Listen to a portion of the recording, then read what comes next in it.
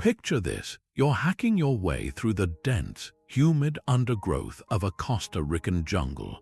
The air is thick, buzzing with the sounds of unseen life. Your machete cuts through a final wall of vines, and you step into a small, sun-dappled clearing. And there, resting silently in the earth as if it has been waiting for centuries just for you, is a massive, perfectly round sphere of stone. It's immense, taller than you are, and its surface is worn smooth by countless tropical rains. It feels utterly alien in this wild, organic landscape, a geometric perfection that defies the chaos of the jungle. Who could have left this here, and more importantly, why? This isn't a scene from an adventure movie. This was the reality for workers clearing land for banana plantations in the 1930s, the moment they first stumbled upon one of the greatest archaeological enigmas in the Americas. These are the stone spheres of Costa Rica, known locally as Los Bolas. Scattered across the country's Diquís Delta, they are artifacts of breathtaking precision. Carved from a hard stone called gabbro, some are small enough to hold in your hands while others weigh over 15 tons. Their near-perfect roundness is staggering, with some spheres varying by less than 2 centimeters in diameter. But it's not just their size or their shape that captivates us, it's the profound silence that surrounds them. They carry no inscriptions, no carvings, no clear instructions from the past. They are a question etched in stone, a puzzle left behind by a lost civilization that challenges everything we think we know about the pre-Columbian world. This video is a journey to the heart of that mystery. We are going to walk in the footsteps of those first bewildered discoverers and trace the steps of the archaeologists who followed.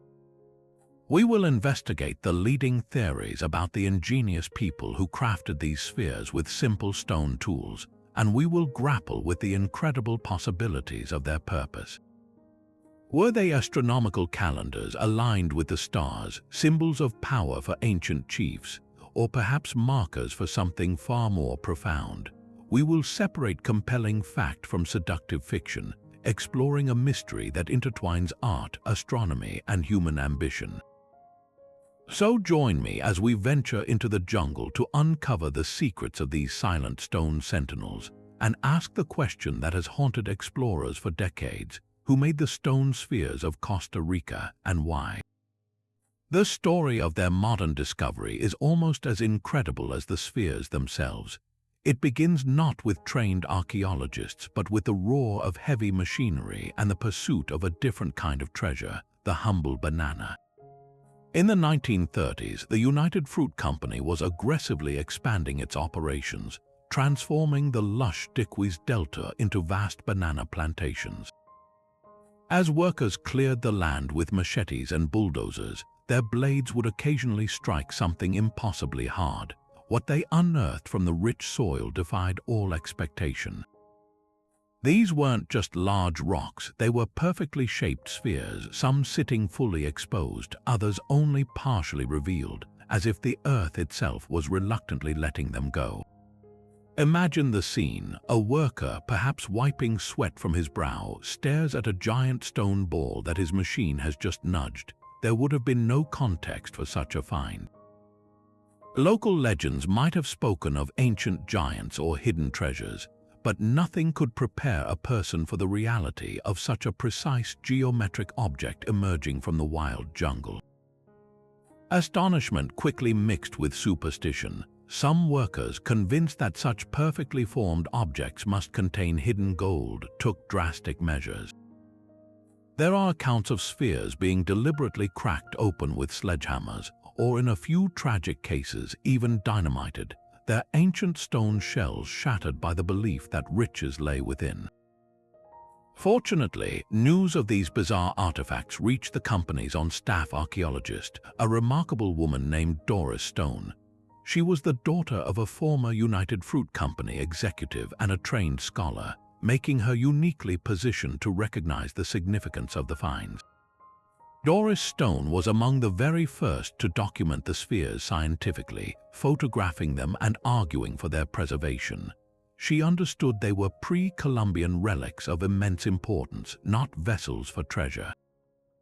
But her voice was often drowned out by the relentless pace of agricultural development. Many spheres were simply pushed aside by bulldozers to make way for rows of banana trees.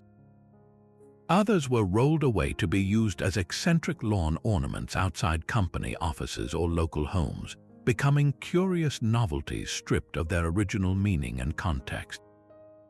This chaotic discovery period, born from industry and intrigue, saved the spheres from total obscurity, but also scattered and damaged a priceless archaeological record, creating a puzzle that would take generations to piece back together. This remarkable concentration of spheres is centered on a very specific and fascinating landscape, the Diquís Delta in southern Costa Rica, a lush, river-carved plain where the mighty Taraba River meets the Pacific Ocean. The delta is a land of incredible biodiversity and fertility. It was this very richness that made it so attractive to both the ancient civilization that flourished here and, centuries later, the banana companies. The spheres are not scattered randomly across Costa Rica. They are overwhelmingly found within this distinct region, creating a tight-knit archaeological puzzle. To visualize their distribution, picture a map of this delta. The spheres are often found grouped in specific arrangements, with some of the most significant clusters located at major archaeological sites.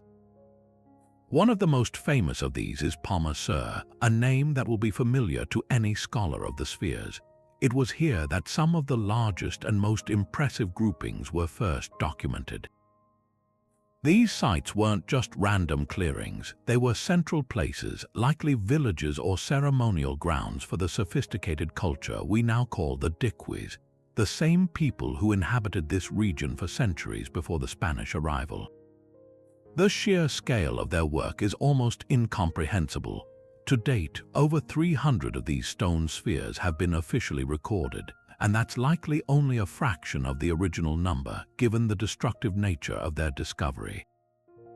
Their size range is staggering. On one end of the spectrum, you have small spheres, just a few centimeters across, that could easily be held in one hand. On the other, you have absolute monoliths. The largest complete spheres ever found measure over 2 meters or more than 6 feet in diameter. To put that into perspective, that's taller than most people. The weight of these giants is estimated to be up to 16 tons. That's equivalent to the weight of 2 or 3 full-grown African elephants, a mass of solid stone carved with astonishing precision and then moved somehow across a challenging landscape of rivers, swamps, and jungles. This incredible variation in size itself is a clue, suggesting that the spheres were not made for a single, uniform purpose, but rather held different meanings or functions depending on their scale and location. But the true marvel of these spheres isn't just their size or their number, it's their almost unbelievable precision. When you look at one, your brain immediately registers it as a perfect sphere, but the real question is, just how perfect are they? To answer that, we have to move beyond simple observation and turn to the cold, hard data of modern measurement. In the 1990s, archaeologists and engineers used advanced tools like laser scanners and coordinate measuring machines to analyze some of the most pristine examples. The results were nothing short of breathtaking. They confirmed that many of the spheres exhibit a degree of roundness that seems to defy the era of their creation. For some of the finest specimens, the variation from a mathematically perfect sphere is less than 2 centimeters, and in a few extraordinary cases, the variance is a matter of just a few millimeters. Think about that for a moment. We're talking about objects carved from an incredibly hard stone called gabbro, using nothing more than other stones, perhaps hammerstones made of an even harder material like quartz. There were no iron chisels, no laser guides, no precision lathes. The artisans would have had to painstakingly peck and grind away at the raw rock block, slowly shaping it over what was likely a period of many months, if not years. To achieve such a flawless form with such primitive tools is an almost unimaginable feat of skill and patience. It demonstrates an intuitive, deeply developed understanding of geometry and symmetry that was passed down through generations. This wasn't a happy accident, it was a deliberate, mastered craft. This astonishing precision is the very thing that has fueled some of the most speculative and dramatic theories about the spheres.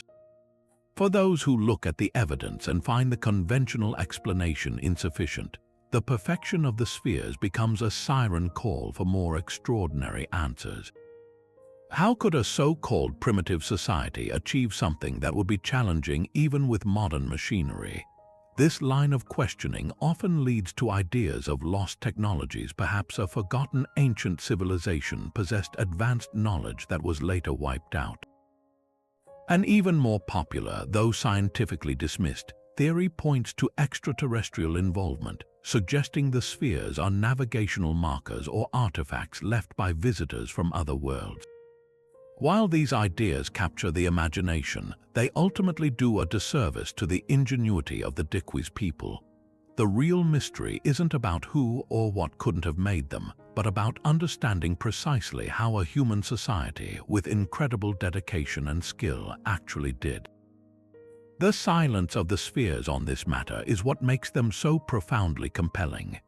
So if it wasn't aliens or a lost super-civilization who were the real artisans behind these stone spheres? The evidence, when we follow it logically, leads us directly to the sophisticated pre-Columbian societies that flourished in this very region for centuries. While we may never know the specific name they called themselves, archaeologists identify their culture by the geography they dominated. They are the people of the Diquís, part of a broader cultural tradition known as the Chiriqui. These were not isolated, primitive tribes. They were organized into what anthropologists term complex chiefdoms, a level of social and political organization that hints at the kind of coordinated effort required for such ambitious projects. Picture a society that began to truly flourish around 800 AD, reaching its peak between 1200 and the fateful arrival of the Spanish in the 16th century. This was a world of ranked social classes led by powerful chiefs or shamanic leaders who wielded significant authority.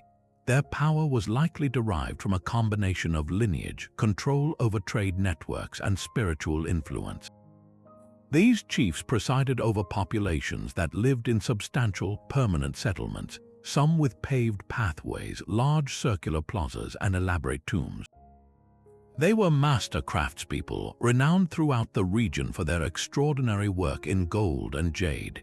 The intricate gold pectorals and animal-shaped pendants they created, often using the lost wax technique, display a level of artistry and technical skill that is absolutely world-class. This established tradition of working with difficult materials for symbolic and status-related purposes makes the creation of the stone spheres seem not like an anomaly, but a natural, if monumental, extension of their cultural capabilities. Consider the logistics. The creation of a large sphere would have been a community-wide undertaking, orchestrated by a central authority. It would have required identifying a suitable boulder of gabbro or other hard stone from riverbeds or quarries. Then teams of skilled laborers using hammerstones made of equally hard or harder rock like quartz would have begun the arduous process of pecking away the surface. This was followed by countless hours of grinding and polishing with sand and water to achieve that legendary smoothness. This wasn't a task for a single family. It was a project that demanded organized labor, specialized knowledge passed down through apprenticeships, and a societal structure that could support artisans while others focused on food production. The very existence of the spheres, therefore, is a powerful testament to the political and economic power of the Diquís chiefs. They were a statement carved in stone declaring, "We have the vision, the authority, and the resources to command the landscape itself." The spheres are, in a very real sense, the ultimate symbol of a society that had achieved a remarkable degree of social complexity and artistic ambition. Yet the very perfection of these spheres, a testament to human ingenuity, has ironically led some to look for answers beyond humanity itself. the idea that an indigenous culture could achieve such a feat seems, to some, too extraordinary to accept. This has given rise to a whole host of alternative theories, suggesting the spheres are the work of a lost civilization like Atlantis, or even evidence of ancient extraterrestrial visitors. While these stories are captivating, they crumble under the weight of clear archaeological evidence. First, consider the stone itself. Geochemical analysis has confirmed that the granite and gabbro used to create the spheres are local to the Diquís Delta region. They were quarried from the foothills of the nearby Talamanca Mountains or gathered as boulders from riverbeds. These are not exotic materials transported from a mythical continent. They are the very bedrock of Costa Rica. Furthermore, the spheres are not isolated anomalies. They fit perfectly within the known artistic and technological repertoire of the Diquís culture. When archaeologists excavate the sites where spheres are found, they also uncover pottery, gold work, and stone tools that are stylistically consistent with other pre-Columbian artifacts from the area. The same workshops that produced intricate jade pendants and polished stone metates or grinding tables are the very places where the sphere-making craft was perfected. There is a clear cultural continuum. The progression of skill is visible in the archaeological record, from simpler, rougher stone objects to the masterpieces we see today. This wasn't a technology that appeared overnight. It was a tradition that evolved over generations. The ancient aliens theory, in particular, often hinges on a flawed premise that past societies were incapable of complex achievements. This perspective overlooks the profound knowledge and skill possessed by cultures around the world. We see similar marvels of engineering and geometry in the pyramids of Egypt, the Moai statues of Easter Island, and the astronomical alignments of Stonehenge. In each case, we have learned that human intelligence, careful observation, and immense communal effort are more than sufficient explanation. Attributing these wonders to outsiders not only ignores the evidence but also diminishes the accomplishments of these sophisticated societies. The Diquís people demonstrated a deep understanding of their environment, from selecting the right stone to mastering the techniques of fracture and abrasion. They didn't need extraterrestrial help. They had generations of accumulated wisdom. So why do these outsider theories persist with such strength? Part of it is the sheer romance of the unknown. A story about a lost city or interstellar travelers is inherently more dramatic than the slower, more methodical narrative of archaeological discovery. It speaks to a desire for a more mysterious and wondrous past, but there's another, more problematic element at play. For a long time, Western scholarship often underestimated the capabilities of indigenous American cultures. The idea that a primitive society could create such precise objects was dismissed, leading to a vacuum that fringe theories were all too happy to fill. Modern archaeology, however, has soundly rejected this view, revealing the Diquís as the complex, innovative, and fully capable architects of their own remarkable legacy. The true story of the spheres is not one of mysterious outsiders, but of a local culture reaching a spectacular peak of artistic and technical expression, leaving behind a signature in stone that continues to command our respect and awe. But understanding the culture behind the spheres only deepens the central practical mystery. How did they actually accomplish this? To answer that, we have to become geological detectives, tracing the very stone itself back to its source. The spheres are primarily carved from an incredibly tough, coarse-grained igneous rock called granodiorite. This is not a soft or easy material to work with. It's a stone born from the slow cooling of magma deep within the earth, making it exceptionally hard and durable. Its resilience is precisely why the spheres have survived for so long, but it also made the task of shaping them a monumental challenge. So where did the Diquís people find these massive, raw blocks of granodiorite? The answer lies in the imposing Talamanca mountain range, whose foothills rise to the north of the Diquís Delta. Geological surveys have matched the composition of the spheres to specific outcrops and quarries in these mountains, some located many kilometers away from the final resting places of the finished spheres. This was not a case of simply finding a convenient boulder in a riverbed, though smaller stones may have been sourced that way. For the colossal spheres weighing 15 tons or more, the Diquís artisans deliberately sought out the finest raw material, embarking on what must have been a grueling logistical operation. Picture the initial phase of this endeavor. A team, guided by generations of accumulated knowledge, would have had to identify a suitable outcrop of granodiorite. They would then face the first major hurdle, detaching a multi-ton block from the living bedrock. Without metal tools, their methods were ingenious yet brutally physical. They likely used a technique called thermal spalling, which involves repeatedly heating the rock with large fires and then rapidly cooling it by dousing it with water. The extreme temperature change creates microfractures, weakening the stone until large pieces can be pried loose with wooden levers or stone wedges. This process alone would have required a controlled, sustained effort, managing fire and water on a massive scale on a mountainside. Once a suitably sized block was freed, the most daunting challenge began: transportation. Imagine a raw, jagged cube of stone weighing as much as several elephants, now needs to be moved from a mountain quarry down through dense, uneven jungle terrain, across swollen rivers, and finally to a coastal village or ceremonial center. The Diquís had no wheels, no draft animals like oxen or horses, and no sophisticated pulley systems. The movement of these monoliths was a triumph of pure human ingenuity and muscle power. The most plausible theory is that they used a combination of log rollers and rope systems made from sturdy local vines.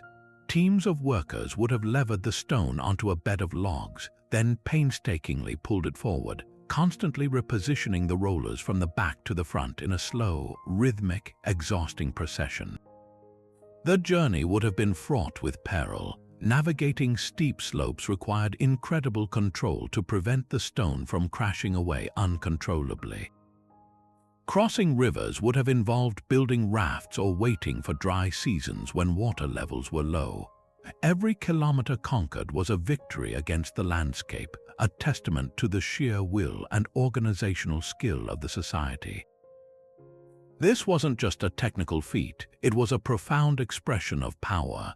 The ability to commandeer such a massive labor force for a project that had no immediate survival value speaks volumes about the authority of the chiefs and the shared belief system that motivated the people.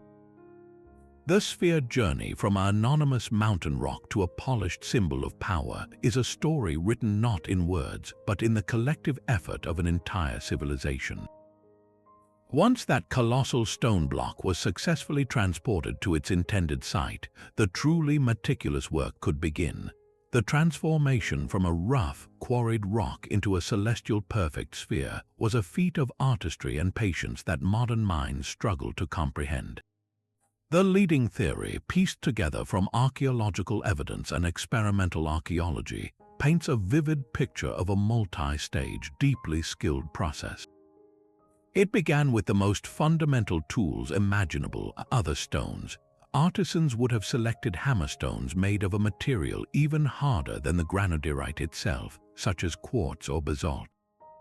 With these, they would have started the brutal task of roughing out the basic spherical form. Imagine teams of workers taking turns, swinging these heavy stone hammers to deliberately fracture and chip away at the block's angular edges. This wasn't a delicate procedure, it was a controlled act of violence against the stone, a process of reduction that would have created a massive, jagged approximation of a ball.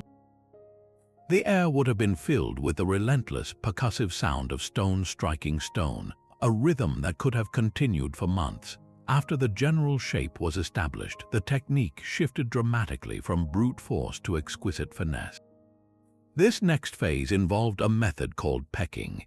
Instead of large hammerstones, the craftspeople would have used smaller, more precise hand-held stones to peck away at the entire surface, methodically crushing the crystalline structure of the granodiorite to remove smaller and smaller imperfections. This pecking would have created a pitted, dimpled surface across the entire sphere, like the skin of an orange. It was a painstaking millimeter by millimeter advancement toward a smoother form. But this pecked surface was still far from the legendary smoothness we see today. To achieve that mirror-like finish, the artisans moved to the final and most time-consuming stage, grinding and polishing. For this, they turned to the earth itself. They would have used abrasive materials like sand combined with water to act as a natural sandpaper. Using leather or coarse textiles, or perhaps even just wooden blocks, they would have rubbed the sandy slurry over the sphere's surface in a continuous, repetitive motion. This abrasive action, sustained over an incredible length of time, would have slowly worn down the peaks left by the pecking process, eventually creating an impossibly smooth, uniform curve. The combination of water and sand creates a remarkably effective polishing agent, and the proof of its success is right there on the spheres themselves. This entire sequence, from hammering to pecking to grinding, wasn't a quick project. Creating a single large sphere was a generational undertaking, a testament to a society that thought in terms of decades and centuries, not weeks and months. It demanded not just physical endurance, but an almost spiritual commitment to a vision that the initial artisans might not live to see completed. This staggering investment of labor points to something far greater than just technical skill.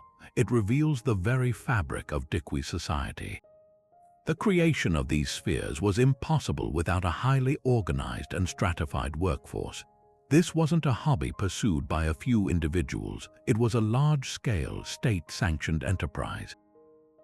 Think of the logistics involved. While teams of artisans were dedicated to the carving, many other people were required to support them. Hunters, fishers, and farmers had to produce a consistent surplus of food to feed the non-food-producing craftspeople. Others were needed to manage the steady supply of tools, sand, and water. This level of specialization is the hallmark of a complex chiefdom, a society with a clear social hierarchy and a powerful central authority. A paramount chief or a council of elders would have had the power to coordinate this vast human effort, directing resources and labor toward a goal that served a larger cultural or political purpose. The sphere, therefore, is more than an object. It is a physical manifestation of social power, a symbol of a leader's ability to command the time and energy of an entire community. Its perfect form represents not just geometric precision, but the perfect control required to bring it into being. While the method of hammerstones and grinding provides a plausible explanation, some researchers point to a more dramatic and efficient technique that may have been used in the crucial early stages, the strategic application of fire. Think about the immense challenge of breaking down a multi-ton block of granodiorite. Hammerstones are effective, but the process is incredibly slow and consumes vast amounts of time and energy. Could the Diquís artisans have found a way to make the stone itself work for them? There is compelling evidence to suggest they mastered a form of thermal engineering, using heat as a powerful sculpting tool. This technique, known as thermal spalling or fire setting, is one of humanity's oldest and most effective methods for fracturing hard rock. The principle is elegantly simple, harnessing basic physics that would have been observable in everyday life. Imagine building a large, hot fire directly against the surface of the chosen granodiorite boulder. The artisans would have kept the fire burning for hours, perhaps even days, allowing the intense heat to penetrate deep into the stone. Granodiorite, like all rock, is composed of different minerals that expand at different rates when heated. This creates immense internal stress. Then, at the peak of the heat, they would have rapidly doused the glowing surface with cold water. The sudden, violent contraction caused by this thermal shock is more than the stone can bear. The result is that the outer layer of the rock, now critically weakened, fractures and spalls off in large, curved flakes. It's a controlled explosion from within, a way of removing large chunks of material with far less physical effort than relentless hammering. This isn't just theoretical. Archaeologists have looked for physical signatures of this process on the spheres and the quarry sites themselves. While the final polishing would have erased most evidence from the sphere's surfaces, the quarries might tell a different story. Researchers search for telltale signs like soot staining on rock faces, concentrations of charcoal and ash in specific patterns, and most importantly, the distinct morphology of the fractured stone. Flakes created by thermal spalling often have a characteristic curved or pot-lid shape, different from those struck by a hammerstone. Finding such evidence in the Talamanca mountain quarries would be a strong indicator that fire was a key part of the Diquís toolkit. To truly test this hypothesis, several researchers have turned to experimental archaeology, attempting to replicate the ancient methods with the materials that would have been available. These experiments are grueling, hands-on investigations into the past. Teams gather suitable stone, build fires using local wood, and follow the hypothesized procedure.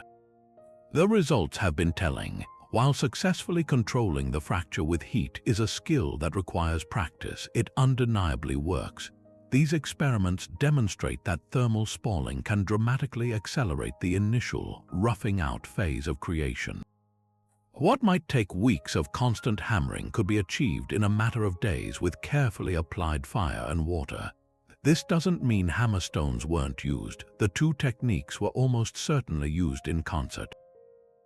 Fire could have been employed to create major fracture lines and remove bulk, while hammerstones and pecking would then refine the shape.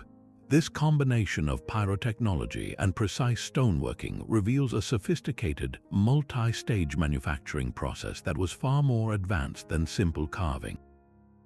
It shows a deep, practical understanding of material properties, turning the elements of fire and water into partners in the act of creation.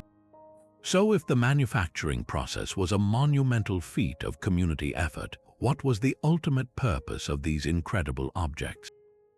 Why did the Diquís society invest such vast amounts of time and labor into their creation?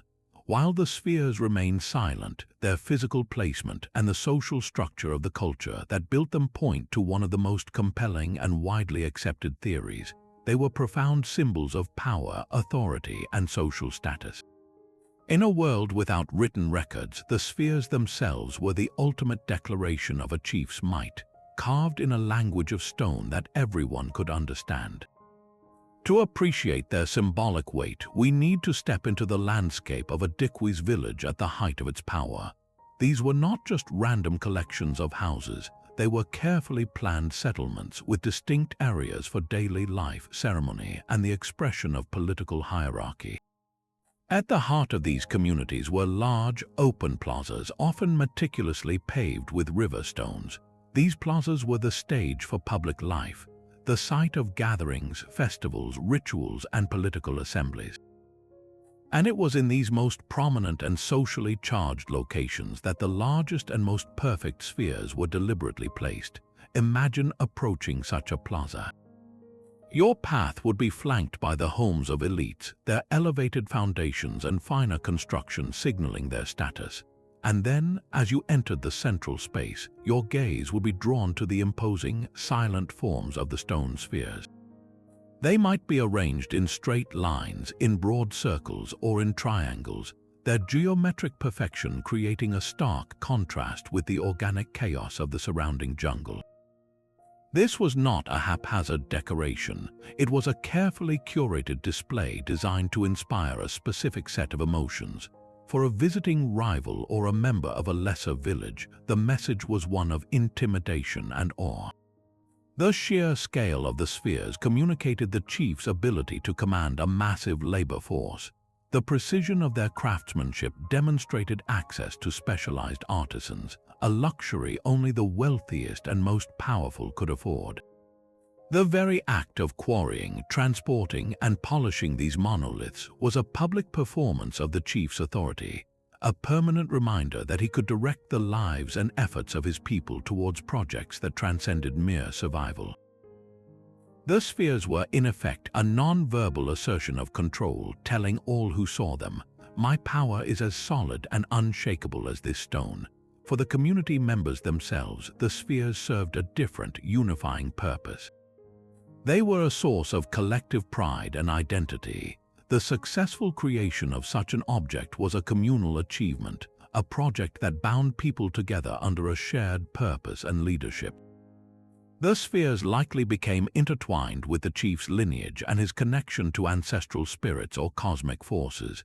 Their perfect spherical shape might have symbolized the world, the sun, or the moon, aligning the chief's earthly authority with the eternal order of the heavens. By placing them in central plazas, the chief was not just showcasing his own power, he was anchoring the community's identity to a permanent, magnificent artifact. The spheres became a physical embodiment of the social contract the people provided their labor, and in return, the chief provided leadership, security, and a connection to the divine, all made visible in the silent, enduring presence of the stone. This theory is powerfully supported by a fascinating pattern discovered by archaeologists. The arrangement of the spheres is rarely random. At sites like Finca Sixaola and Batambul, they have been found positioned in alignments that seem to correspond with important astronomical events, such as the rising and setting of the sun during the solstices. This adds a crucial layer to their function. A chief who could not only command the movement of stone but also align it with the cycles of the cosmos was demonstrating a form of knowledge that bordered on the supernatural. It fused political power with astronomical wisdom, suggesting the leader was an intermediary between the people and the gods. The spheres, therefore, were multidimensional symbols. They were statements of economic and political power, tools of social cohesion, and possibly instruments for marking sacred time, all rolled into one perfect, silent form. They were the ultimate brand of a sophisticated society, a signature in stone that declared the authority of its leaders for generations to come. But the symbolism of the spheres may extend far beyond a display of earthly power, reaching into the heavens themselves. One of the most intriguing and hotly debated theories suggests these stone spheres served a sophisticated astronomical purpose, functioning as a kind of ancient observatory or calendar carved in stone. Proponents of this idea point to the specific arrangements of the spheres at several key archaeological sites. The most famous example comes from a location known as Finca Sixaola, where a group of spheres was found positioned in a distinct alignment. Researchers studying this configuration proposed that the lines formed by the spheres pointed directly toward the spot on the horizon where the sun rises during the summer solstice, the longest day of the year. For an agricultural society like the Diquís, tracking the seasons was not an abstract science. It was essential for survival, dictating the optimal times for planting and harvesting crops under the tropical sun. Imagine the significance of such a device. A powerful chief or shaman, standing at a designated point within the plaza, could use the alignment of the spheres to predict the changing seasons with precision. This ability to read the cosmos would have granted them immense authority, framing their leadership not just in political terms but as a divine connection to the cycles of nature itself. The perfect spherical shape of the monuments would have reinforced this celestial connection, potentially representing the sun, the moon, or the very cosmos they were measuring. This theory transforms the spheres from static status symbols into dynamic instruments of knowledge, suggesting the Diquís possessed a complex understanding of astronomy that was physically integrated into their most important social spaces. However, the astronomical theory is met with significant skepticism from many mainstream archaeologists. The central challenge is the issue of context. Many of the spheres were moved from their original positions during the banana plantation era, either by bulldozers or by people who rolled them onto their properties as curiosities. This means we can rarely be certain that the alignments we see today are the same as those intended by the original builders. What appears to be a purposeful line pointing to a solstice sunrise might in fact be a coincidence resulting from centuries of displacement and erosion. With over 300 spheres scattered across the landscape, the laws of probability suggest that some will inevitably line up with major celestial events purely by chance. Furthermore, critics argue that if precise astronomical tracking was the primary goal, we might expect to find more consistent and clear evidence supporting it. For instance, while some sites show potential solstice alignments, there is a notable lack of widespread, repeatable patterns across different sphere groupings. There are no obvious markings on the spheres themselves to indicate sight lines or measuring points, and no accompanying artifacts like carved calendars or related inscriptions that definitively link them to astronomical observation. The alternative explanation is that any celestial alignment was symbolic rather than strictly scientific. The spheres may have been arranged to generally honor the sun or the heavens as part of a spiritual worldview without being used as a precise tool for measurement. In this view, their purpose was more about connecting the chief's power to the cosmic order in a ceremonial way, rather than functioning as a technical instrument for calculating dates. This debate highlights the delicate task of interpreting an ancient culture with no written records. We are left to weigh tantalizing possibilities against the hard realities of a disrupted archaeological record, forever wondering if we are seeing intentional design or a beautiful, random pattern imposed by time. Perhaps the most profound meaning of the spheres, however, lay not in their social or astronomical function, but in their spiritual significance. To understand this, we must step away from our modern, materialist perspective and enter the worldview of the Diquís people, for whom the boundary between the physical and spiritual worlds was fluid and permeable. In the animistic belief systems common throughout ancient Mesoamerica and the broader Isthmo-Columbian area, the entire natural world was alive with sacred energy. Mountains, rivers, trees, and even stones were not inert objects. They were vessels for powerful spirits, ancestors, or deities. A uniquely shaped rock or a striking geological formation was often seen as a point where this spiritual power was particularly concentrated, a natural altar or a dwelling place for divine forces. Within this context, the creation of a perfect sphere from a rough, unformed boulder takes on a transformative, almost ritualistic quality. The artisans weren't just shaping stone, they were revealing a hidden spiritual essence, coaxing a sacred form out of the earthly chaos. The sphere's flawless, unbroken surface with no beginning and no end could have represented eternity, the cycle of life and death, or the celestial bodies they so revered. Many scholars have proposed that the spheres were physical representations of the sun or the moon, acting as permanent terrestrial anchors for these powerful cosmic forces.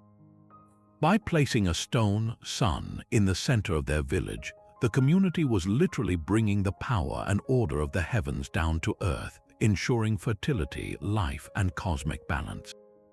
Another compelling interpretation views the spheres as cosmic eggs.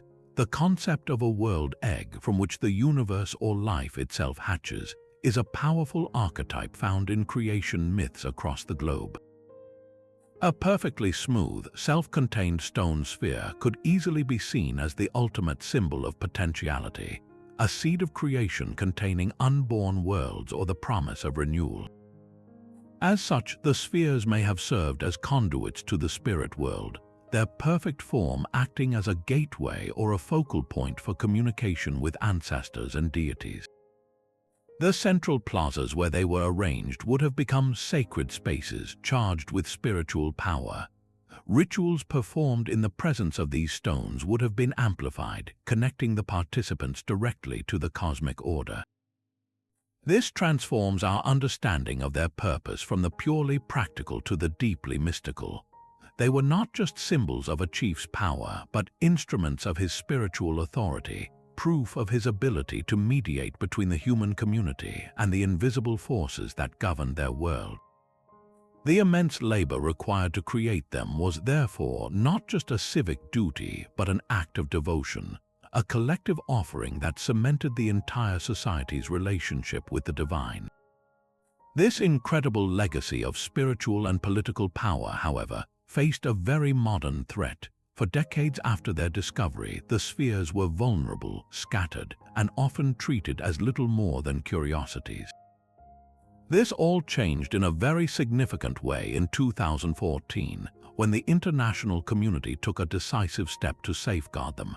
In that year, UNESCO, the United Nations Educational, Scientific and Cultural Organization, designated the stone spheres of the Diquís as a World Heritage Site. This wasn't just a ceremonial honor, it was a crucial intervention, a global recognition that these artifacts are not merely Costa Rican treasures, but part of the shared heritage of all humanity, deserving of the highest level of protection. The path to this recognition was a rigorous one, and the specific wording of the designation is itself revealing. UNESCO didn't just list the spheres as individual objects. Instead, it protected 4 key archaeological sites as a single serial property: Finca 6, Batambul, Grijalba 2, and El Silencio. This distinction is profoundly important. It acknowledges that the true value of the spheres lies not just in their physical perfection, but in their original context, their relationship to the landscape, to each other, and to the structures of the society that placed them there. Protecting the sites means preserving the silent dialogue between the spheres, the plazas they defined, and the mounds where the chiefs resided. It ensures that future generations of researchers can study them in situ, potentially unlocking more secrets about their precise alignments and social functions that were lost when spheres were haphazardly moved in the past. This global status has had immediate, tangible effects on conservation. At a site like Finca 6, you can now see the results of dedicated preservation work. Protective shelters have been built over the main sphere groupings to shield them from the relentless tropical sun and heavy rainfall that were slowly eroding their surfaces. Walkways guide visitors along specific paths, preventing soil compaction and erosion around the fragile archaeological features. There is a constant, quiet battle against the jungle itself, with teams managing vegetation growth to ensure the sites are accessible for study and appreciation without allowing the forest to reclaim them completely. This is a delicate balancing act, protecting the monuments while maintaining the integrity of their natural setting. Of course, with World Heritage status comes a new kind of attention: tourism. This presents both an opportunity and a challenge. On one hand, increased visitor interest brings much-needed revenue that can be reinvested into conservation and supports local communities. It raises global awareness about the Diquís culture, ensuring their story is told. On the other hand, managing the impact of thousands of visitors is a complex task. Authorities must carefully control foot traffic, prevent touching or vandalism, and develop educational programs that encourage respectful engagement. The goal is to create a sustainable model where tourism doesn't love the spheres to death, but instead becomes a partner in their long-term survival. It's about finding that perfect equilibrium where the public can experience the awe of these ancient wonders without compromising the very fabric of the sites they've come to see. Ultimately, the UNESCO designation is a promise for the future. It's a commitment from the global community to support Costa Rica in its stewardship of this unparalleled cultural heritage. It ensures that the spheres will be studied with ever more sophisticated archaeological techniques, that they will be preserved against both natural decay and human carelessness, and that their story will continue to be shared with the world. They are no longer just mysterious artifacts in the jungle. They are recognized monuments to human ingenuity, protected for all time so that the question they pose, who made us and why, can continue to inspire wonder and investigation for centuries to come. To truly grasp the significance of these spheres, there is no better place to visit than the Finca 6 Archaeological Park. This is one of the very few sites where you can stand in the exact spot the Diquís people once did and see the spheres precisely where they were intended to be seen. Unlike so many others that were rolled away for decoration or damaged by machinery, the spheres at Finca 6 remain in their original positions, offering an unparalleled window into the past.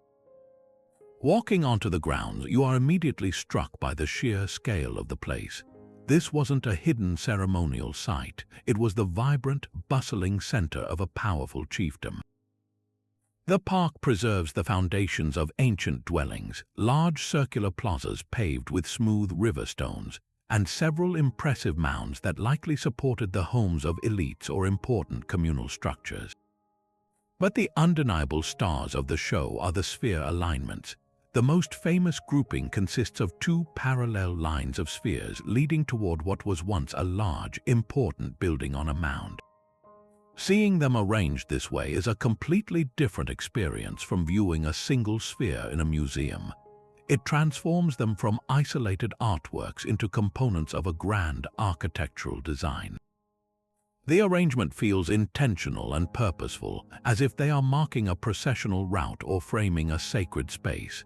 The largest sphere in this alignment is a true monolith, its immense, perfectly smooth surface a silent testament to the power of the chief who commissioned it.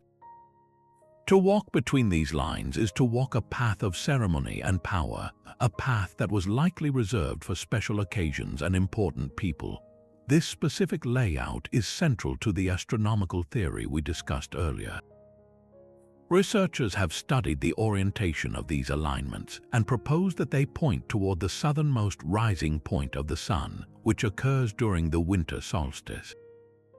While debate continues, standing there and looking along the line of spheres, it's easy to imagine a shaman or chief using this permanent stone calendar to mark the turning of the seasons, predicting the rains and the optimal time for planting.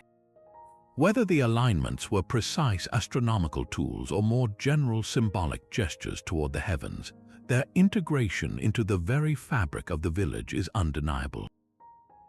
The spheres were not placed on the periphery. They were at the heart of everything, connecting daily life, political power, and cosmic cycles in one cohesive landscape.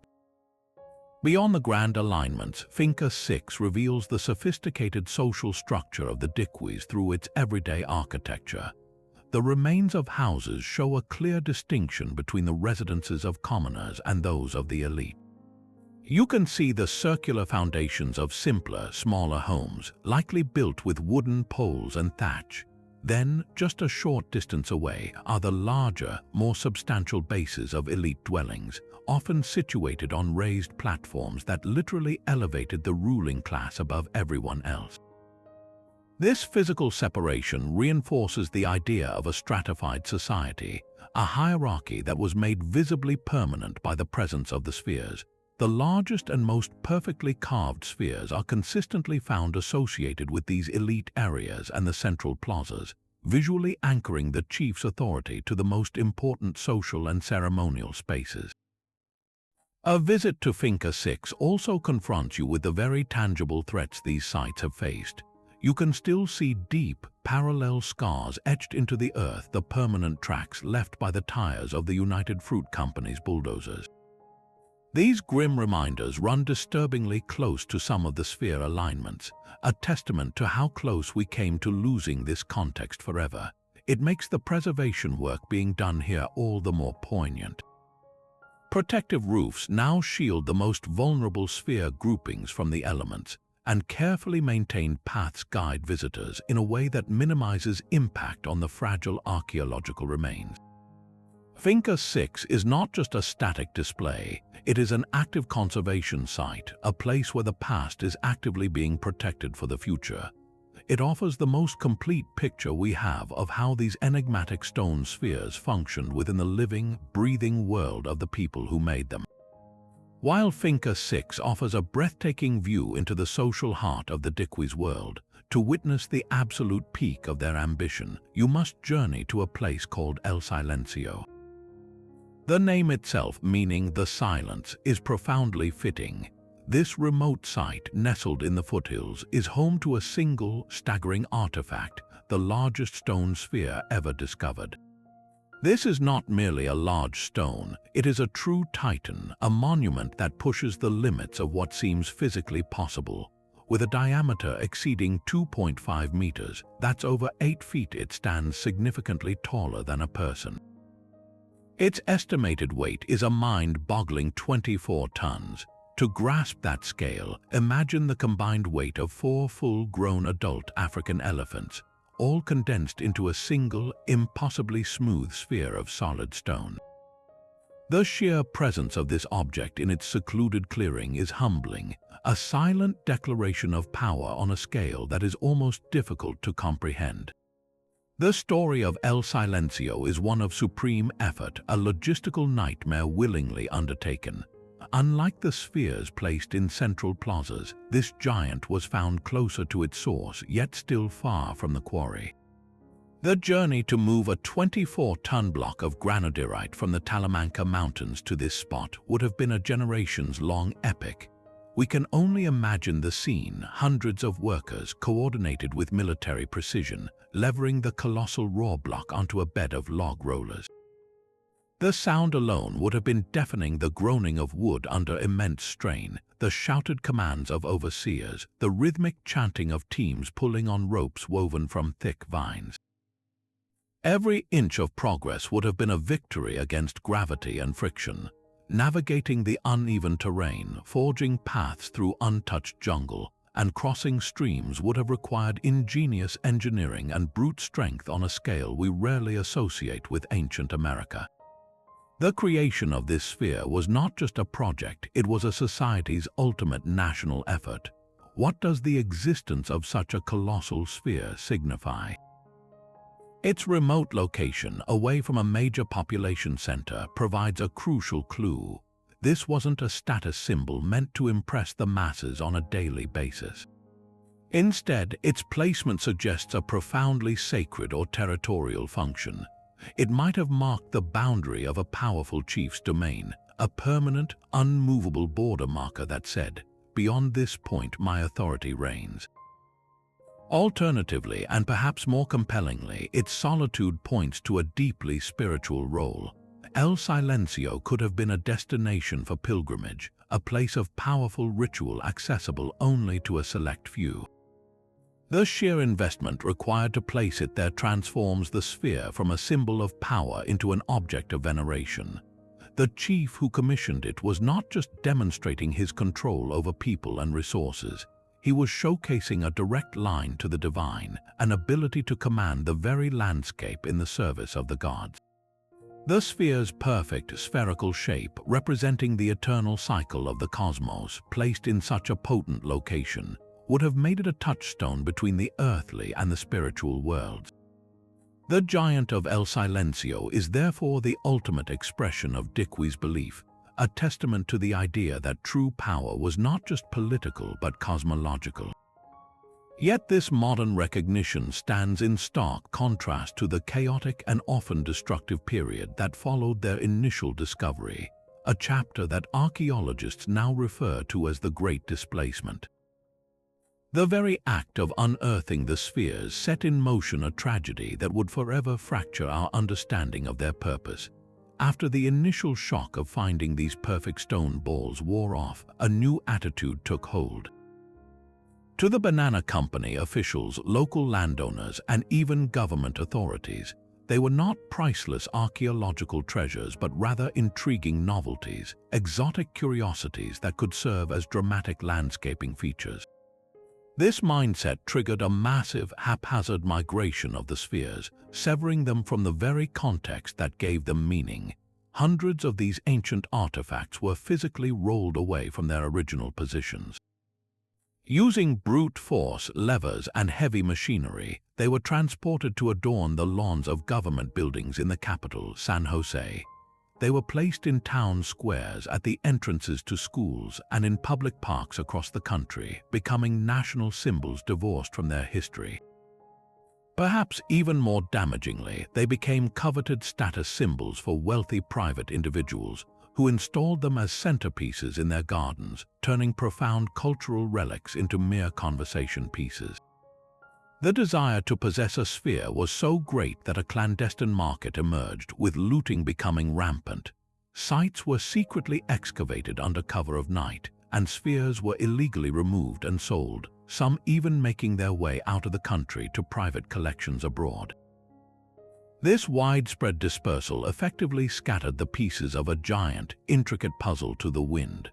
The consequence of this great displacement is an archaeological catastrophe from which we may never fully recover.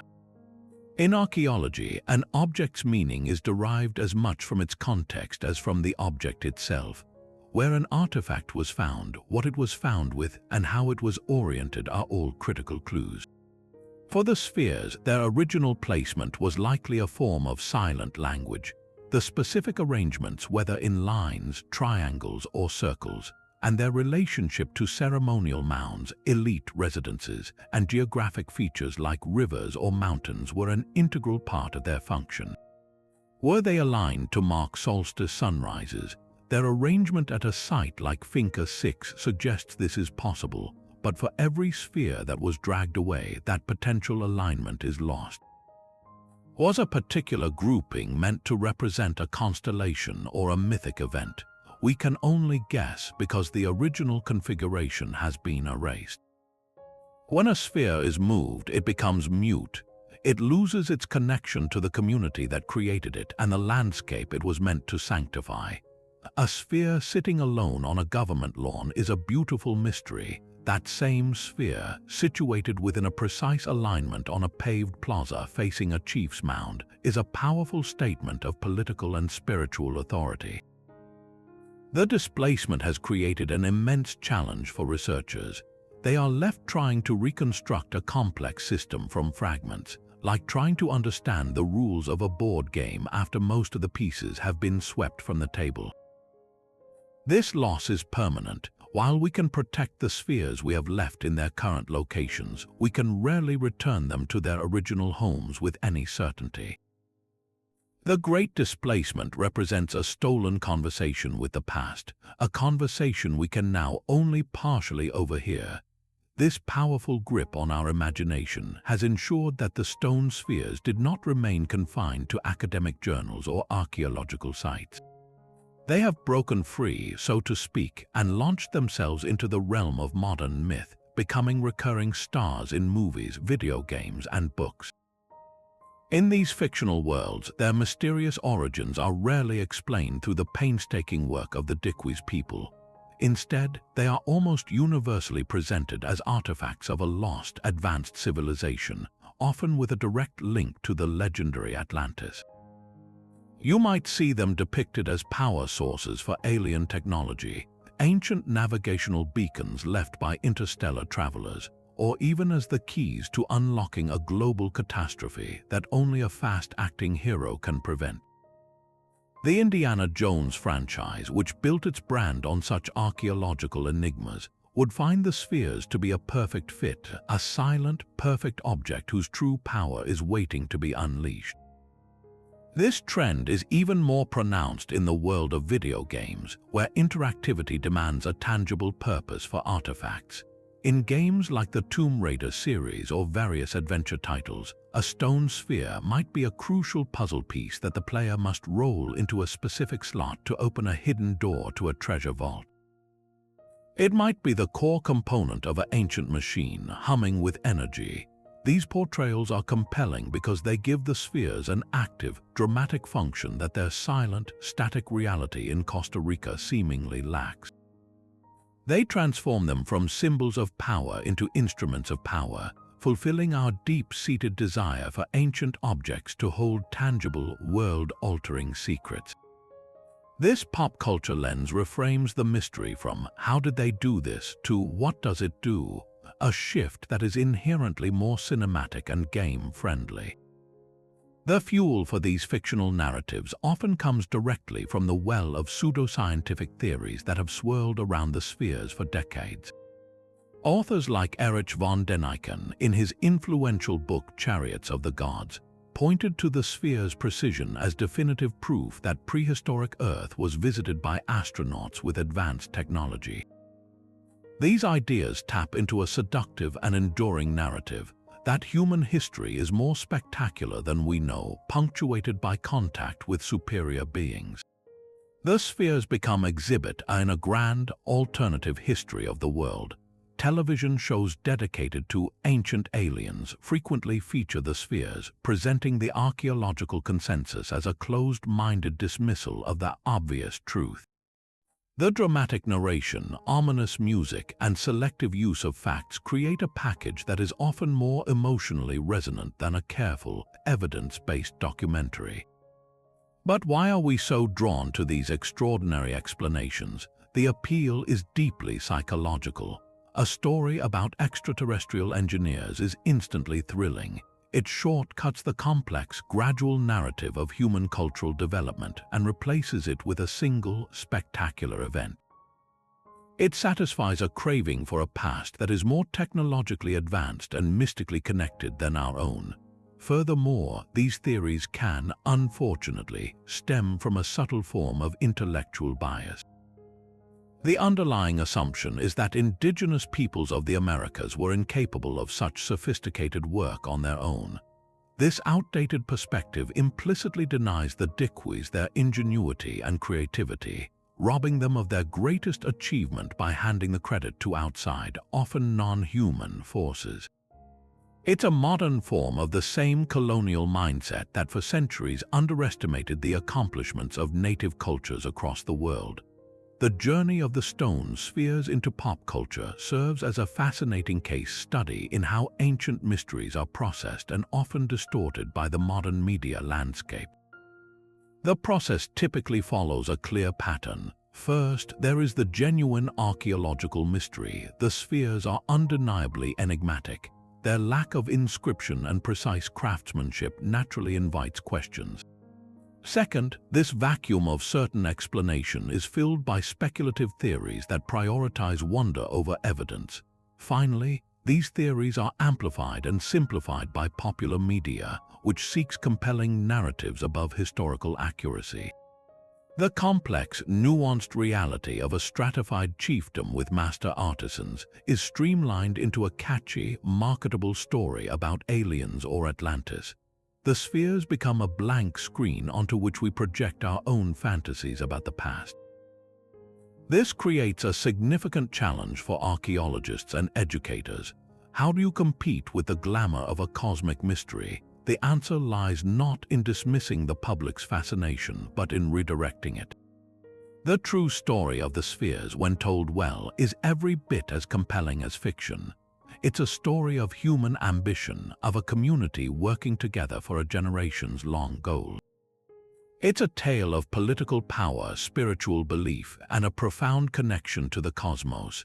The real wonder is not that aliens might have made them, but that humans did, with nothing but stone, water, fire, and an unwavering collective vision. By embracing the spheres as a triumph of human ingenuity, we can appreciate them not as alien artifacts, but as profound monuments to the capabilities of our own species, a legacy in stone that deserves to be understood on its own remarkable terms. Despite the wealth of information we've uncovered, the mystery of the stone spheres is far from a closed case. In many ways, modern archaeology is just beginning to ask the right questions, armed with tools that would have seemed like magic to the researchers of just a few decades ago. The work today is less about bulldozers and more about subtle, non-invasive technologies that allow us to see into the earth without ever lifting a shovel. One of the most promising of these is ground-penetrating radar, or GPR. This technique involves slowly moving a specialized antenna over the ground, which sends high-frequency radio waves into the soil. These waves bounce back differently depending on what they encounter, whether it's simple soil, a buried wall, or a dense, solid object like a stone sphere. By interpreting the returning signals, archaeologists can create a three-dimensional map of what lies beneath their feet, revealing hidden features with incredible precision. The potential of this technology for the Diquís Delta is immense. For every sphere that was dragged into the open, countless others may still lie buried, preserved in their original contexts, just waiting to be discovered. Ground-penetrating radar offers a way to find these lost spheres without the destructive process of excavation, which itself can damage fragile archaeological evidence. A GPR survey might reveal a perfect, circular anomaly a meter below the surface, still positioned exactly as the Diquís people left it, perhaps aligned with other spheres or important structures in a pattern we've never seen before. Finding a sphere in situ like this would be a monumental discovery, offering an unspoiled snapshot of its intended purpose and finally allowing us to understand the true meaning behind their ancient arrangements. It's like being given a key to a lock we've been trying to pick for a century. Beyond simply finding new spheres, researchers are also using advanced geological analysis to trace the spheres back to their source with a level of accuracy that was previously impossible. Every stone has a unique geochemical fingerprint, a specific combination of minerals and trace elements that ties it to the precise outcrop of rock from which it came. By taking tiny, microscopic samples from the spheres and comparing them to samples from known quarries in the Talamanca Mountains, scientists can now pinpoint the exact origin of the raw material. This isn't just academic trivia, it's a way to map ancient economic and social networks. If we discover that spheres from a particular village all came from one specific quarry, while spheres from a rival chiefdom came from another, it reveals patterns of territorial control, trade routes, and even political alliances. It transforms the spheres from static monuments into dynamic objects that moved through a living landscape, telling a story of resource management and inter-community relationships that has been invisible until now. Every new discovery, no matter how small, adds another crucial piece to this vast puzzle. A recent excavation might uncover a previously unknown type of stone tool near a sphere, a specialized hammer or polisher that gives us a clearer picture of the manufacturing process. The analysis of soil samples taken from directly beneath a sphere can reveal microscopic pollen grains, telling us what plants were growing in the plaza at the time it was placed there, which in turn provides clues about the season or the specific rituals that were performed. Even the careful mapping of erosion patterns on the spheres themselves can indicate how long they were exposed to the elements or if they were ever moved or repositioned by the people who made them. This slow, meticulous work is the antithesis of the dramatic treasure hunting of the past. It's a science of patience where the real drama lies not in a single eureka moment, but in the gradual, collective revelation of a lost world. The stones may be silent, but with every new technological advance, we learn to listen just a little bit better. While the archaeological record gives us a scientific framework for understanding the spheres, there is another, equally vital perspective that speaks to their enduring meaning: the voice of contemporary indigenous communities in Costa Rica. For these groups, the spheres are not merely ancient artifacts to be studied. They are living touchstones to our ancestral past, powerful symbols of resilience, and a crucial part of their cultural reclamation. Establishing a direct, unbroken lineage between the modern communities and the ancient Diquís is a complex challenge, largely due to the catastrophic impact of European colonization. The Spanish arrival in the 16th century brought disease, displacement, and cultural disruption that fractured societies and severed oral traditions. The peoples who identify today as the Boruca, the Buron, the Cabecá, and the Maleku did not simply vanish and reappear. Their histories are long and intricate, with territories and cultural practices that have shifted over centuries. While a direct, one-to-one genealogical connection may be difficult to prove, what is undeniable is their profound spiritual and historical connection to the land from which the spheres emerged. They are the descendants of the cultural tapestry of pre-Columbian Costa Rica, and they view the spheres as part of their collective ancestral heritage. Today, these monuments have taken on a powerful new role as emblems of indigenous identity and pride. In a world where indigenous histories have often been marginalized or erased, the spheres stand as undeniable proof of the sophistication and genius of the original peoples of the region. They are a physical rebuttal to narratives of primitiveness, a source of immense dignity. For a young Boruca person, seeing a sphere is not just looking at a rock, it is seeing the handiwork of their ancestors, a tangible link to a glorious past that fuels a sense of cultural continuity and strength in the present.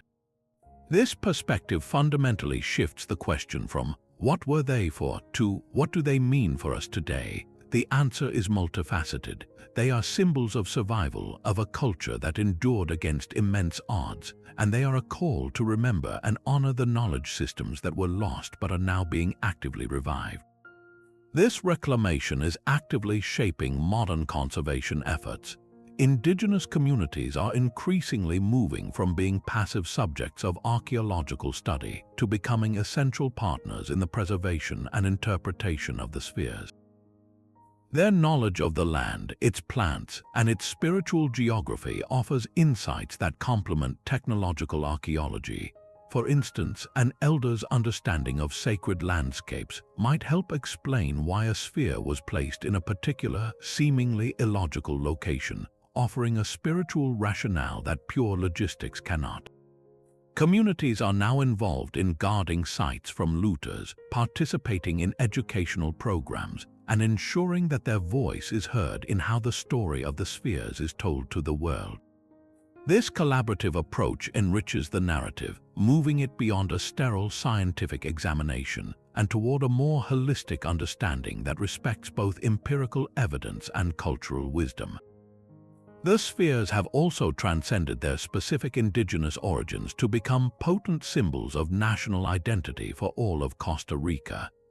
They are featured on the nation's currency, passport stamps, and in tourism campaigns, representing the country's unique and deep historical roots. This national adoption is a double-edged sword. On one hand, it fosters a sense of shared heritage and ensures the spheres are protected as national treasures. On the other, there is a risk of the spheres becoming detached from their indigenous creators, transformed into a generic national logo that obscures the specific culture and living descendants behind them. The challenge for modern Costa Rica is to celebrate the spheres in a way that highlights and honors the indigenous communities as the rightful inheritors of this legacy, ensuring that national pride does not come at the cost of cultural appropriation. Ultimately, the indigenous perspective brings a crucial dimension of reverence and responsibility to the conversation. It reminds us that these are not abandoned objects but are still cared for, still meaningful. This view encourages a shift from seeing the spheres as puzzles to be solved to respecting them as sacred monuments to be honored. The mystery of the spheres, then, is not just an archaeological one, it is also a living cultural question.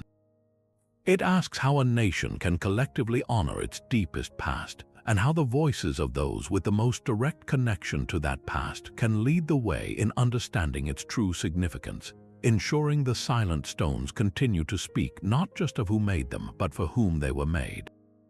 What makes the mystery of the Costa Rican spheres even more compelling is that they are not entirely alone in the world.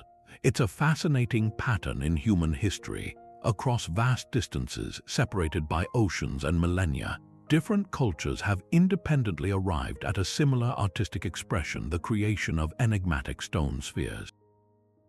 This global phenomenon suggests there is something deeply resonant about the sphere itself, a shape that seems to hold a universal appeal or significance for the human mind.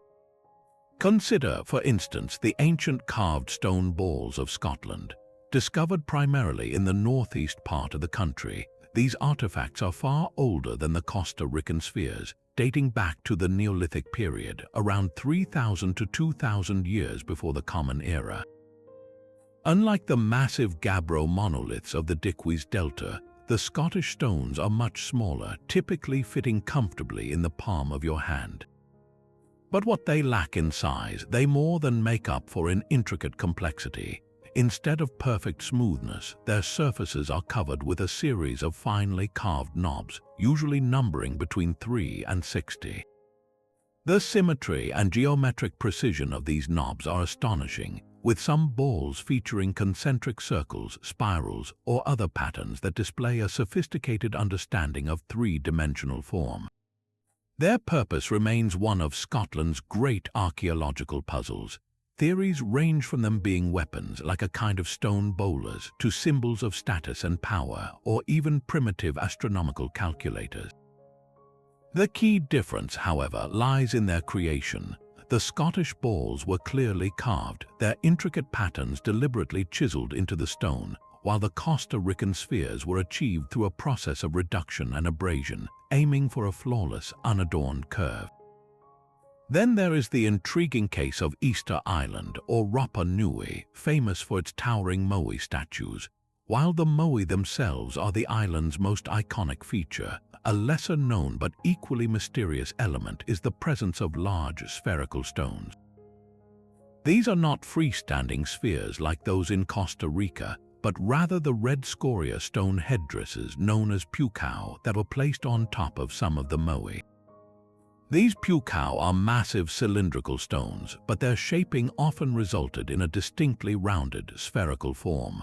Their creation and transportation from a separate quarry was a Herculean effort, echoing the logistical challenges faced by the Diquís people. The purpose was clearly different. They were specific ceremonial objects completing a statue, but the choice to work with and elevate such large, rounded stones speaks to a shared human inclination to use monumental stonework for cultural expression. Another fascinating connection on Easter Island is the existence of stone spheres found in association with the ahu, or ceremonial platforms. These smaller, polished stones, often made of basalt, are thought to have been used in rituals or as markers, again showing how the spherical form appears in sacred context across cultures. This pattern of independent creation raises a profound question. Why the sphere? Why did cultures with no possible contact with one another all gravitate toward this specific shape? The answer likely lies in the fundamental properties of the sphere itself. It is a shape of perfect symmetry with no beginning and no end. It is the shape of celestial bodies we see every day, the sun, the moon, even the earth itself, understood by many ancient cultures to be round. In many creation myths, the cosmos begins with a cosmic egg, a spherical object containing all potential. The sphere, therefore, is a natural symbol of unity, eternity, and the cyclical nature of life, death, and the seasons. It represents wholeness and perfection, concepts that would have held immense power for societies deeply connected to the natural and spiritual worlds. Creating this perfect form from rough, unyielding stone was perhaps the ultimate act of imposing human order on the chaos of nature, a way to harness the eternal power of the shape for earthly purposes, whether to honor a chief, a god, or an ancestor. Despite these fascinating parallels, the story of each culture's spheres remains distinctly their own. The Scottish balls are intricate, handheld objects of personal significance.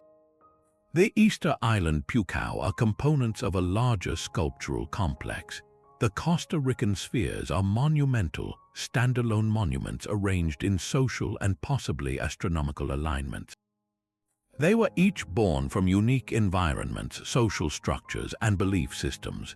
This is not evidence of a single, lost global culture, but rather a stunning example of what anthropologists call polygenesis, the independent invention of similar ideas by different peoples. It highlights a shared thread of human ingenuity, a universal drive to create lasting monuments that embody a culture's most deeply held values.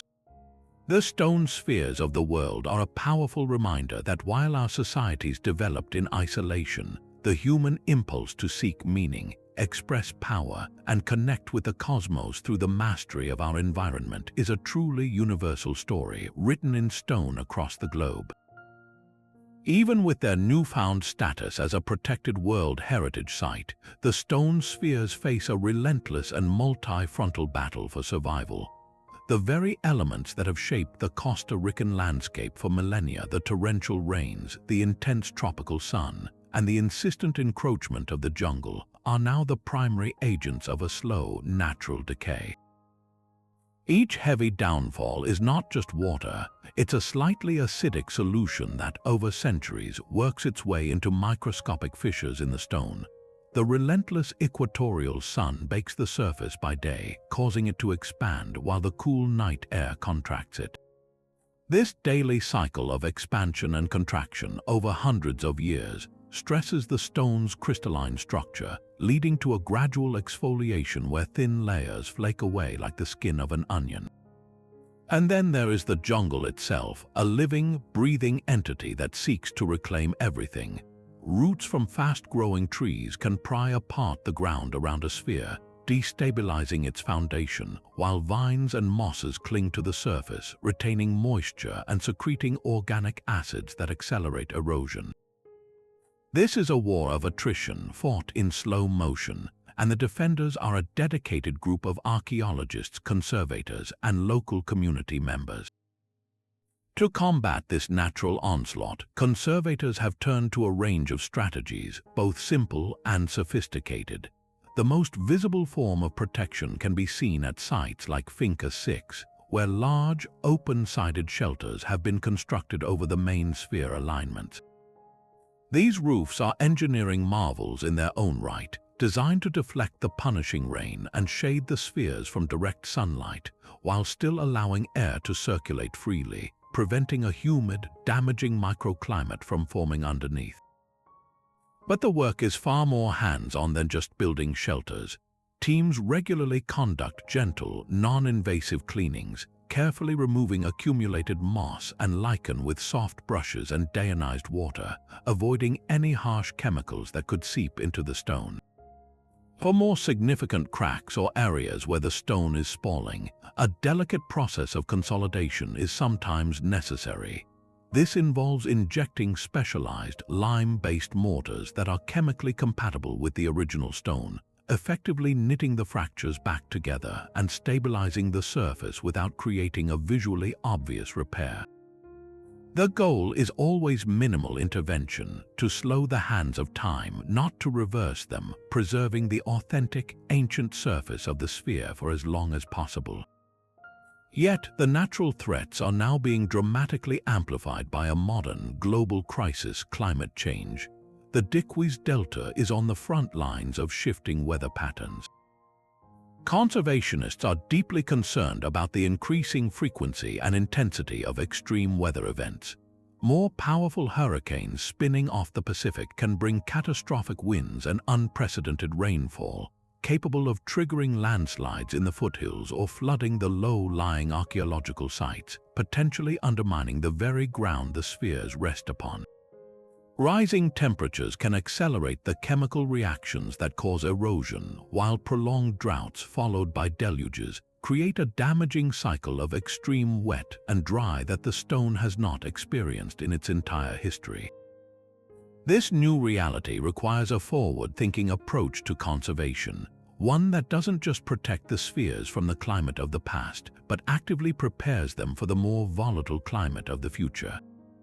This might mean reinforcing the drainage systems around sites, designing even more resilient shelters, and continuously monitoring the structural stability of each sphere with high-tech sensors that can detect the subtlest shifts.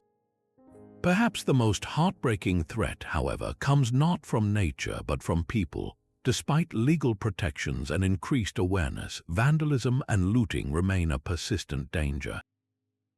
The sphere's iconic status makes them a target for misguided souvenir hunters who might chip off a small piece, an act that permanently scars the artifact. The illegal antiquities market still casts a long shadow, creating a demand that incentivizes looters to target sites that are remote and less frequently patrolled. A sphere stolen from its context is a tragedy on multiple levels. It is a loss of a national treasure and a permanent rupture in the archaeological record. To counter this, a combination of high-tech surveillance and old-fashioned community watchfulness is essential. Motion sensor cameras and regular patrols by park rangers help protect the major sites, but the most effective defense has proven to be the engagement of local communities. When people who live near these ancient monuments feel a sense of ownership and pride in their preservation, they become the sphere's most vigilant guardians, their eyes and ears providing a protective network that technology alone cannot match. The mission, therefore, extends far beyond mere physical preservation. It is equally about preserving the story. This means investing in comprehensive digital archiving. Using high-resolution, three-dimensional laser scanning, every known sphere is being meticulously documented, creating a perfect digital replica. This archive serves as an irreplaceable insurance policy. Should the worst happen and a sphere be damaged or destroyed, its exact dimensions, surface texture, and every minute detail will be preserved for all time. These digital models are also powerful research tools, allowing archaeologists to study the spheres from anywhere in the world, taking measurements and examining tool marks without ever touching the fragile originals. This fusion of ancient monument and cutting-edge technology represents the future of conservation, a commitment to safeguarding not just the stone itself, but every piece of knowledge it contains. The ultimate goal is to ensure that these silent sentinels of the past continue to stand, not as static museum pieces, but as living monuments that can inspire wonder and fuel scientific inquiry for countless generations yet to come. So, after this deep exploration of quarries, star alignments, and sacred landscapes, where does that leave us in our quest for a single, definitive answer? The reality is that the purpose of the stone spheres is likely not a simple either-or proposition. Instead, the most compelling conclusion is that they served multiple, intertwined functions that evolved over the centuries, reflecting the dynamic nature of the Diquís culture itself. Think of the spheres not as having one locked-in meaning, but as a form of ancient multi-tool, whose primary significance could shift depending on the context, their size, their arrangement, and the era in which they were created. First and foremost, the evidence overwhelmingly supports their role as powerful status symbols. The sheer investment of labor required to produce even a single small sphere speaks to a society with a well-defined social hierarchy. A paramount chief who could command the months of labor needed to quarry, shape, and transport a 16-ton granite ball was making an undeniable statement of his authority. Placing these colossal objects in the central plazas directly adjacent to the residences of the elite transformed them into permanent advertisements of power. For any visitor or rival, the message was clear.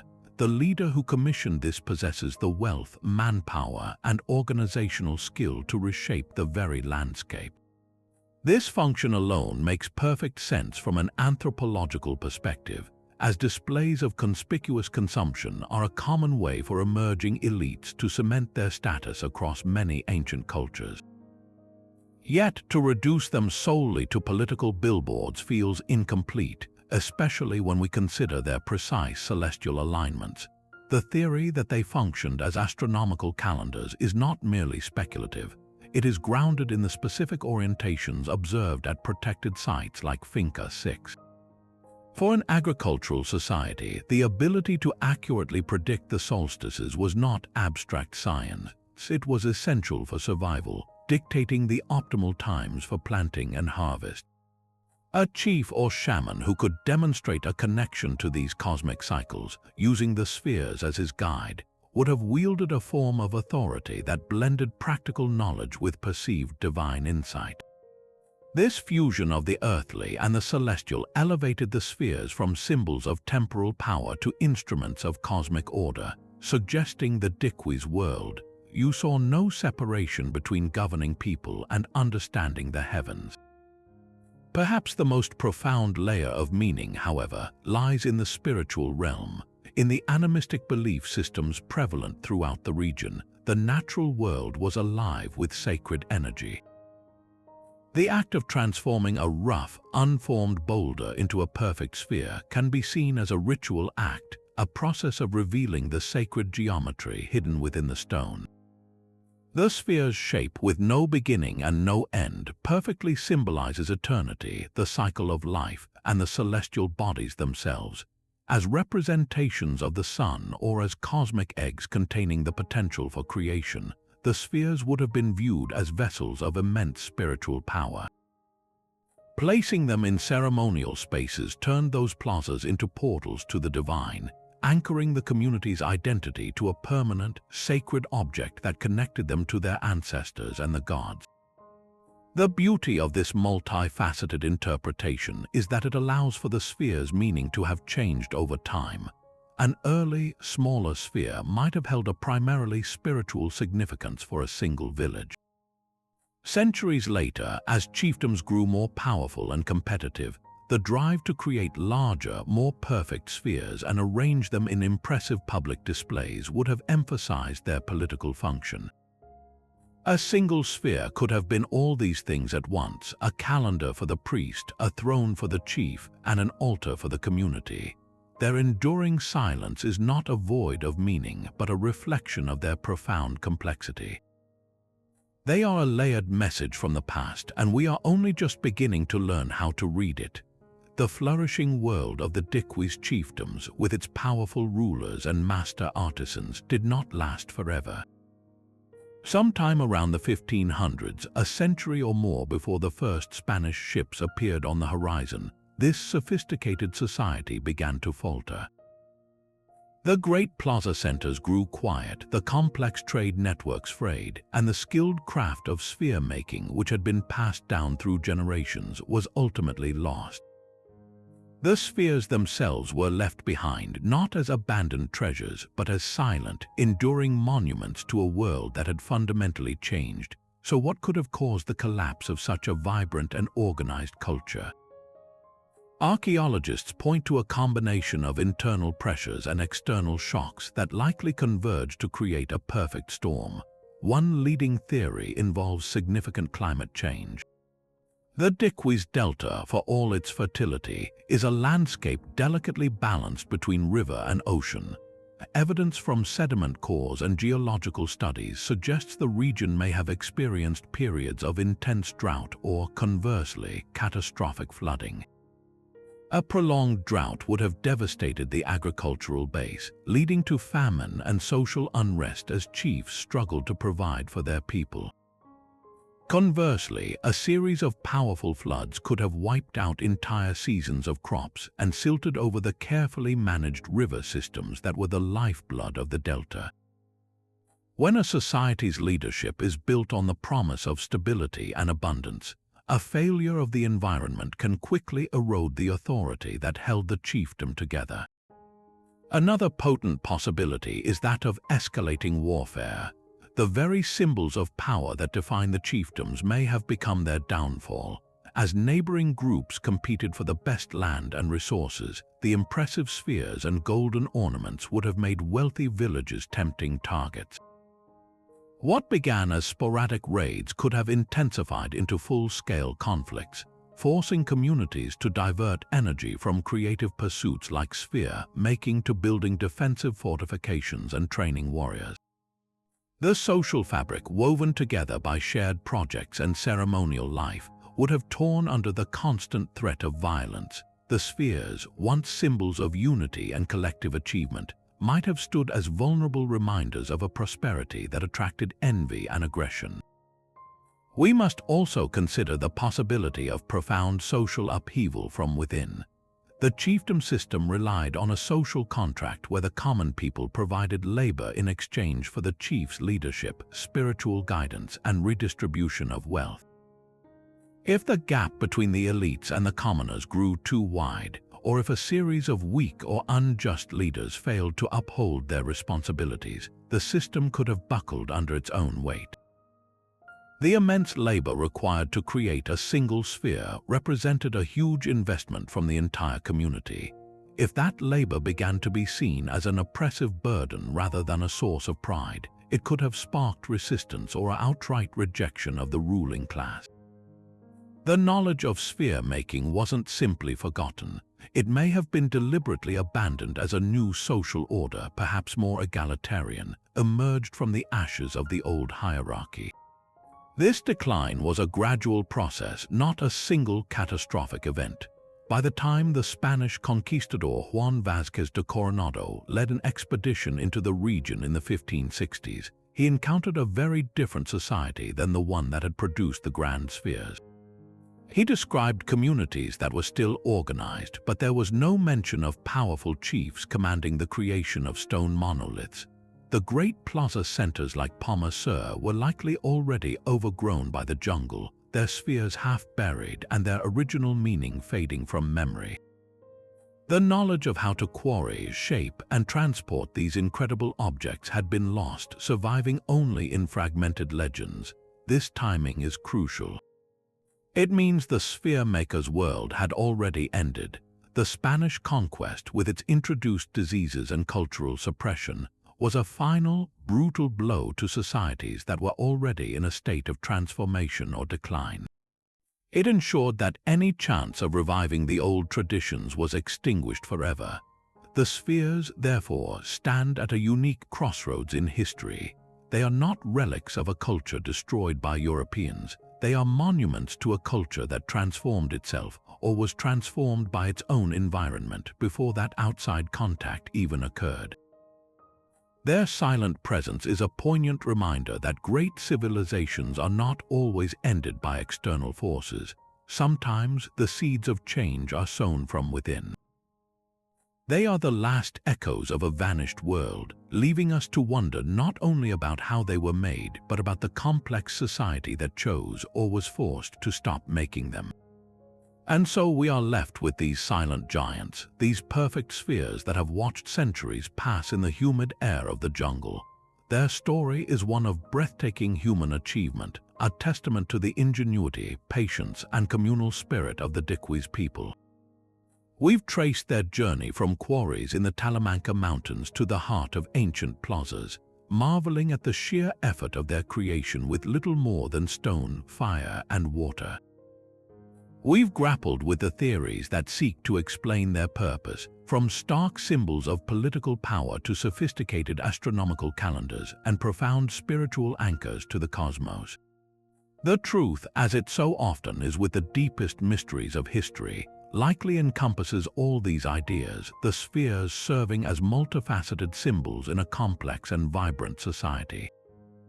Perhaps the most captivating aspect of the stone spheres is not the mystery itself, but the fact that it may never be fully solved. The absence of written records from their creators is not a void of information, but an invitation. It invites us to look closer, to question our assumptions, and to engage in a continuous dialogue with the past. This enduring enigma is a powerful reminder that history is not a closed book with all the answers in the back. It is a living, breathing field of study where new discoveries can always reshape our understanding. The silence of the spheres grants them a certain magic, allowing them to captivate each new generation with their quiet, imposing presence. This journey into the heart of the Diquís Delta is just one of countless historical puzzles waiting to be explored. Every ancient site, every forgotten artifact holds a piece of the vast and incredible story of humanity, so we turn to you now. Have you ever been fortunate enough to stand in the presence of these stone spheres in Costa Rica? What was that experience like for you? Or after learning about their story, what theory about their purpose resonates most deeply with you? Share your thoughts and your own encounters with history's mysteries in the comments below. Your perspective adds another valuable layer to this ongoing conversation. And if this exploration into the unknown has sparked your curiosity, we encourage you to keep digging. The world is full of wonders that challenge what we think we know, waiting just beyond the next vine-choked path.